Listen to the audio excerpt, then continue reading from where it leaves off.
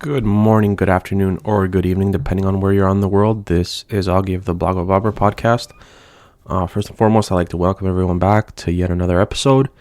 A bit of something different today. I know I usually do the This Week in Sports. Truth be told, it's been actually a really slow kind of week in sports in terms of trades going down and major headlines and stuff like that. But tomorrow is the round of 32 of the Europa League knockout phase. And my beloved Red Star Belgrade play AC Milan of Italy, or the Serie A if you want to get into a little bit deeper. So I figured today I would do a little preview of the match.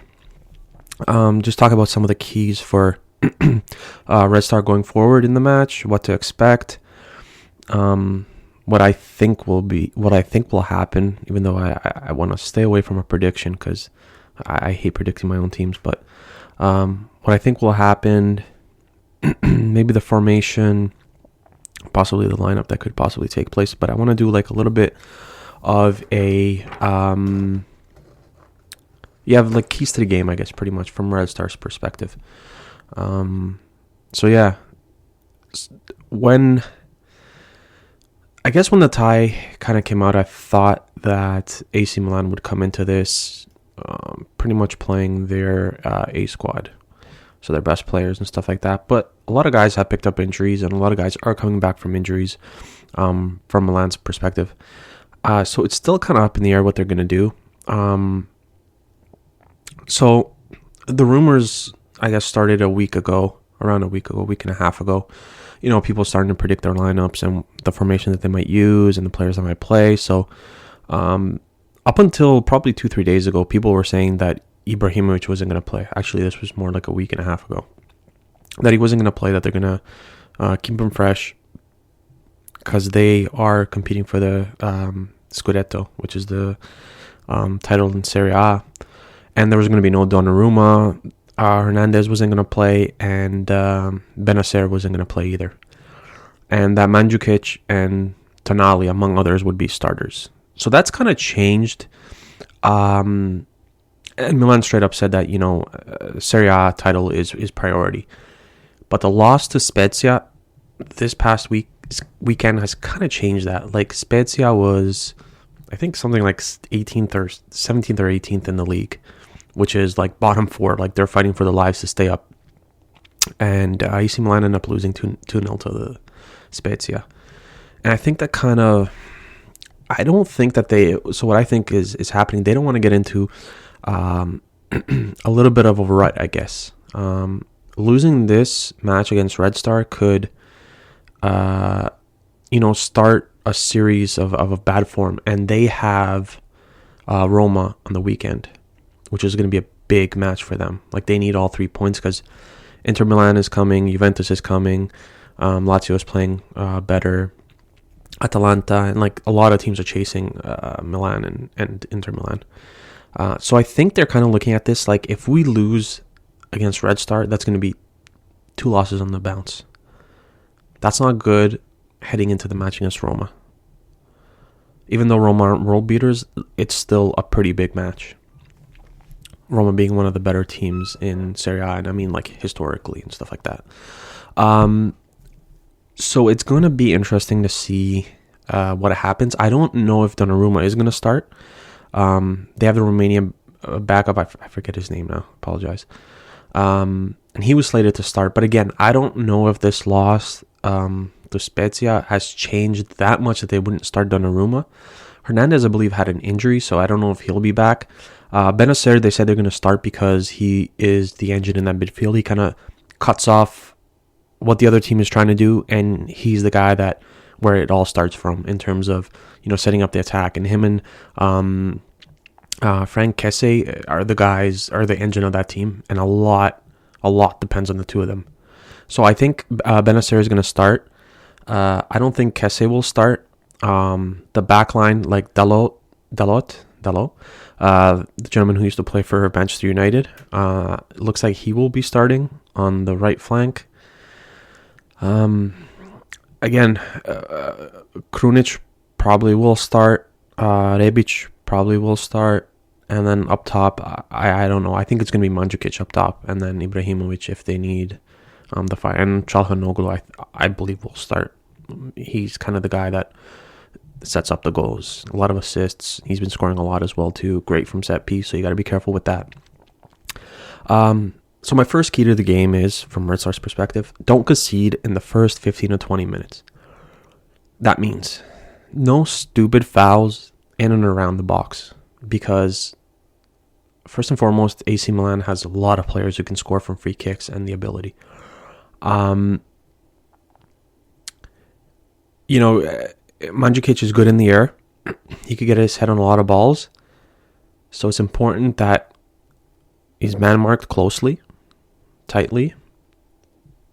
He can surprise you, though. He can score a lot of really nice... He scored a lot of really nice goals, even with his feet. And keep the corners to a minimum. Red Star conceded the 5th most in Europa League, which isn't, in my opinion, it's not surprising because they do have Milanovic back there, who is like a safety first guy. He'll clear the ball into touch if he feels too much pressure is coming on. So he's not afraid to even send it off for a corner. And if he's not afraid to send it out for a corner, he has no issues with just getting it out of his zone and getting it out of touch. So that's something that he does quite a bit, actually. So if you're not sure, clear the ball. Like, get rid of it. Allow your defense to get back into form. Allow your midfielders to drop back. Don't take any chances. We saw today what happened in the Juventus game with guys setting it back to the goalie and Szczesny bobbling it in, FC Porto scoring a goal. Like, none of that stuff. If you're not sure of it, get it out of there. And Borjan's clearing hasn't been that great lately. Watched pretty much every Red Star game, and it's been pretty bad. The last, I would say, 6-7 matches. Like, really bad. So it's something to keep an eye on. And the more you hold them goalless, the more they become frustrated as the match goes on. So coming into the match, obviously, AC Milan is a favorite. Whether they play all their starters or their bench, they're going to be the favorites. As the match goes on, maybe not so much in the first leg, but for sure the second leg. I mean, this could apply for the first leg. You become a little bit more frustrated, especially if you have a number of chances and the goalie saves a bunch of shots and then you feel hard done. That's when teams start to get a little frustrated and they kind of get out of their own element and maybe they start doing something that they usually don't do. So whether that's committing fouls, you want guys to pick up cards, that forces, Pioli into making early subs perhaps, and stuff like that. You just want to make it as hard on them as possible, to score the goals. But keeping the set pieces to a minimum is the way to start. Milanovic can get his head on a lot of balls in the box as well, so I think that's going to be a matchup there. If Mandzukic does start, him and Milanovic are probably going to go head to head, no pun intended, with every set piece. My second kind of key is don't pick up cards early on. Milanovic is great in the air, as I just mentioned, but he has to watch his elbows. Like, he picks up a lot of cards just flailing his elbows, going up for headers. Case in point is against Copenhagen 2 years ago. He picked up 2 silly, stupid yellow cards when he went up to hit a ball and he hit the same guy twice in the face. And they're clear yellows, both of them. So it's nothing that the referee did wrong, pretty much, in giving him the card, but it was just a stupid play, and at the time I'm like, oh man, this is gonna cost us big time. Thank God it didn't, but it's stuff like that you have to avoid. You can't go down to 10 men. You cannot go down to 10 men. You have to do whatever you can to keep at 11, keep the score as tight as possible, and keep Milan out of the back of the net. Sanogo has a knack for committing fouls. He has 9 cards in 22 matches, and he's a defensive midfielder. So as good as he is, he worries me a little bit back there, or I should say in the midfield, because he does pick a ton of yellow cards. That's almost a yellow card every 2 matches. It's a lot, and Milan definitely knows that going forward. They know that he's going to be one of the guys that they need to test. Very easy to get under his skin. So that's something that Stankovic is going to have to talk to the guys about. Don't let the players get under your skin. Just play your game. Control what you can control. If you're not sure, again, get rid of the ball. 4th most yellow cards picked up by Red Star. So they do get yellow cards, and I just told you the stats about Sanogo. That's something to keep an eye on. So Red Star is the 2nd most fouls conceded and 5th most suffered. Again, they foul a lot, but they also get fouled a lot. And to be fair, a lot of that had to do with Alexander Katai, who won't be playing. He's kind of like the engine. He's the guy that sets a lot of plays up in the opposition's final third. Ivanic is another guy who has the ability to really create for the team. And I don't think it's very hard for me to explain to people who maybe don't follow Red Star how big Katai's influence on the team is. Like, he's the number one guy. When he's playing, he's the number one guy. And he's such a pleasure to watch. And I realize that this isn't like the big 5 leagues in Europe, but he's such a pleasure to watch. His ability to get by players, he makes a lot of things look very effortless. Very effortless. And he's going to be missed because now everyone moves up on the pecking order. Ivanic moves up. Ben moves up. Kanga moves up. Whomever else. Like, everyone moves up a peg now. And now it's time for guys to show what they can do. You know, when your best playmaker's out, he's out due to health concerns. Hopefully, obviously, the first thing is, you know, his health and you know, he's back to 100%. But yeah, everything used to run through him.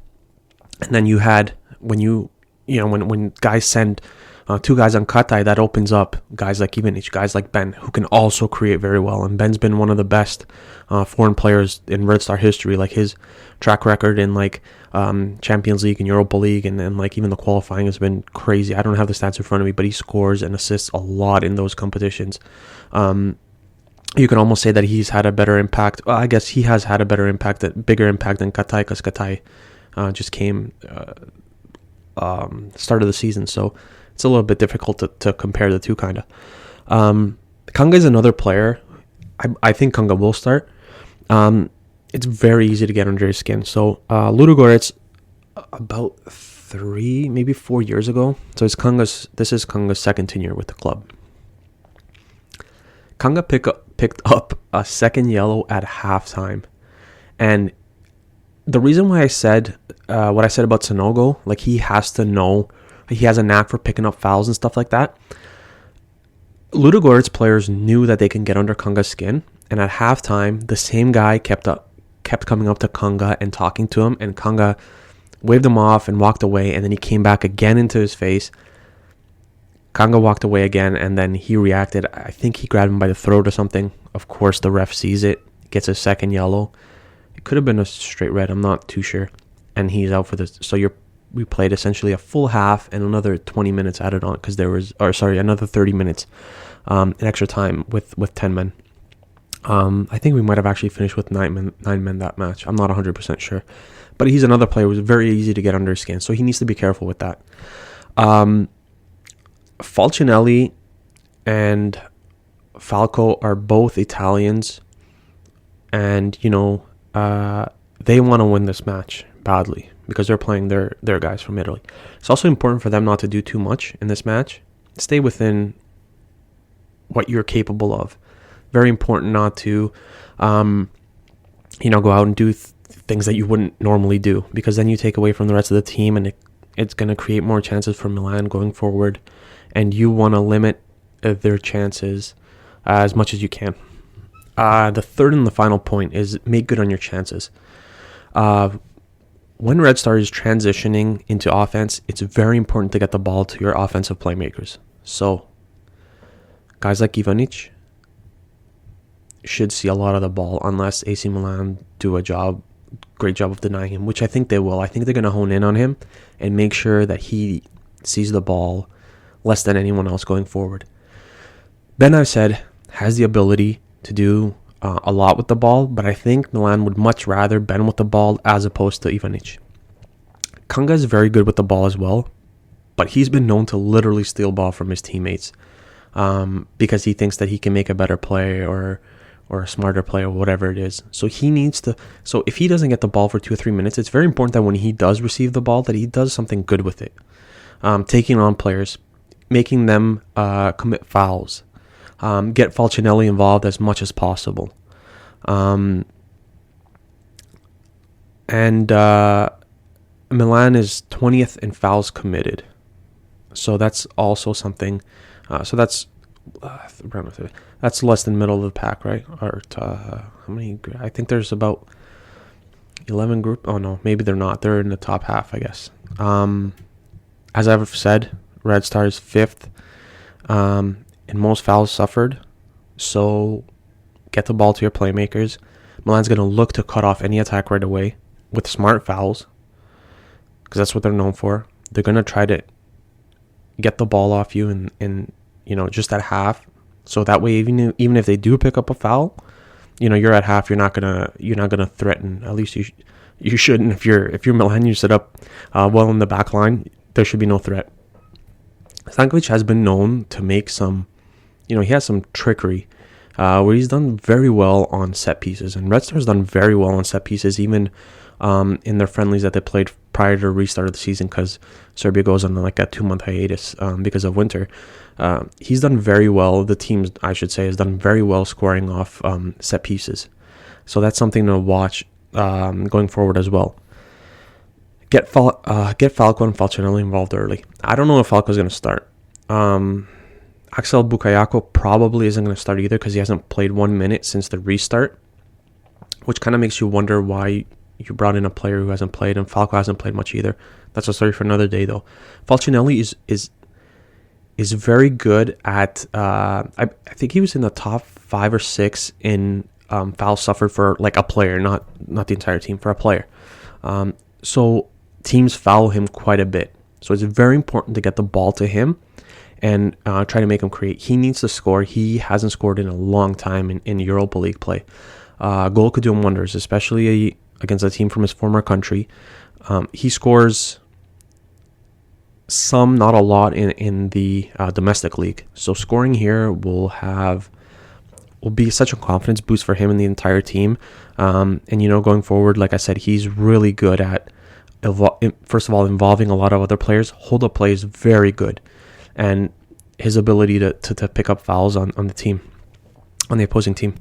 And another point is just to test the keeper as much as possible. Get shots on target. Test either Donnarumma or if they're backup keepers in that. You never know. And that's the thing about football. There's a lot of bad goals that are scored. Bounces if it's raining, slippery. The goalie might not be able to hold on to the ball. Very important to test the keeper any chance you get. Get the shots on target. Like, they're professionals. You get, if you're within 15, 20 meters of the keeper, you should be able to get balls on net easily. And just test them. Just test them. Whether it's, obviously you don't want to have a go right at the keeper. You want to pick a side and, kind of try to go from there. But just test the keeper as much as possible. Nothing bad could come of it. He makes a stop. You never know. He bats it out for a corner. Now you have another chance. Now you get to bring up your defenders who are, Milanovic is great. I already mentioned that, heading the ball. You bring up those guys. Falcinelli's good in there. Kanga and Ben are really good at set pieces, whipping them in. Ben had 2 assists against just Ghent alone. And Milanovic scored twice that match. So just get balls into the box. Handballs, penalties. You never know what can happen. And another point is just relax, have fun. I sound like I coach 7-year-olds. Have fun. Try to get a result. It's the most important part. If you can go to Milan, remember there's very little pressure. I think a lot of fans are almost putting pressure on Red Star because how good we have been this season, and we think that we can do even better. So there's pressure from fans, but Milan is the overwhelming favorite. Let's be real here. They're the favorites to go through in this tie. So have fun. Try to go to Italy with a 0-0 draw, because a 0-0 draw, if you go with 1-1, that's fine too. But again, 1-1, they have away goals, so you have to score in Milan. 0-0, you go over there, and it's a repeat of the first step that I had. Don't concede in the first 15, 20 minutes. Teams get flustered. Teams start to panic a little bit. Even favorites start to panic a little bit. And there's going to be chances here. Like, if the possession is 70-30 for Milan, which I don't think it's going to be that, but I'm just using that as an example. You're going to, even if Red Star has 30% possession, you're going to have chances. It's almost, when Manchester City, and I don't want to compare AC Milan to Manchester City, I'm just using them as an example. When Manchester City wins 5-0, I guarantee you the opposition has had at least 1 or 2 chances in the match. They just haven't put it away. They just haven't been clinical. You're going to get a chance. Whether that's 1, whether that's 2, whether that's 10. You're going to get a chance somewhere. And with Stankovic as the coach, I believe in him. At the start I didn't, because he just didn't have enough experience. Now he has a bit more experience, but he just didn't have enough experience. And when I started believing was when we went into the derby, the Belgrade derby, he fielded a really offensive lineup, which is something Milovic didn't really do. I love Milovic. He didn't really do. He was more of a sit back and wait for them to attack, and then we hit him off the counter. But he fielded a very offensive team. We didn't win, but that's what showed me he had guts. So tomorrow, a lot of people are saying 3-5-2-1 formation. Honestly, we played that formation once, and that was against Zlatibor in the domestic league. I would personally go with something that we've already done. I don't think this is really the time to experiment with your lineup. Just go with what you know. 4-2-3-1 is usually what we do. 4-3-3, 4-2-2 he's not going to do. With 2 strikers up top, there's no chance. We don't even have 2 strikers. So I don't think that's going to happen. Actually, there's Pavko there, but I think he's going to keep him as like a joker to come off the bench. But 4-2-3-1 I think would have been better. Although I think that shows me that he may be questioning like Sanogo and whomever else he has to put over there. Petrovic or Veljko Nikolic could play. He's recovering from an injury, but maybe he just doesn't believe it. And it's more, if you do 3-5-2, I guess it's a little bit more cover for the midfielders and for the back 3. And then you would have Gajic and Rodic on the wings, Ben and Ivanic feeding the ball to Falcinelli. So tomorrow is going to be exciting. I'm looking forward to it. I've always said, like, when these draws come out for like the round of 32 or round of 16 or whatever, I always say give me the toughest opponent, because it's such a measuring stick to see how far you've come. That's why when Red Star was in that Champions League group that consisted of PSG, Tottenham, and Liverpool, Bayern, yeah, something like that. Yeah, Bayern, Liverpool, and PSG, because you can't have 2 from the same country. That was amazing for me. Like, that was an ultimate test. And, we beat Liverpool. And, the year before that, we tied Napoli. And, yeah. I mean, these are the matches that you live for. This is, for smaller countries, this is it. Like, this is it. You're playing an Italian team that's second in the table. I think they are second, yeah. And it's your time to show what you have. And this is what you've been working for. You got out of the group, which was I would say a fairly decent group. I always thought that we were kind of going to get out of it, whether it was first or second. We finished second. And yeah, now it's time to show what we have against one of the teams with like the richest history in Europe. And Pioli said, like, this is a pleasure for us to play, the Rajko Mitic Stadium. And it sucks that there's no fans, obviously, because of Corona. And if there were, fans would have been great for both teams, because it gives, Red Star a little bit of energy boost. And, Milan have to play. Some teams are just better against playing against the crowd. Prediction, I don't know what to predict. I seriously, I feel like this can end 1-1 or this can end like 4-1 for Milan. So I really don't know. I'm going to go conservative. I'll say 1-1. 1-1, I'll say Ibrahimovic and Ben. I'll say Ben because Ben has been really good as I mentioned, in Champions League and Europa Leagues. So yeah, that's the piece for today, guys. Enjoy the game if you're watching tomorrow.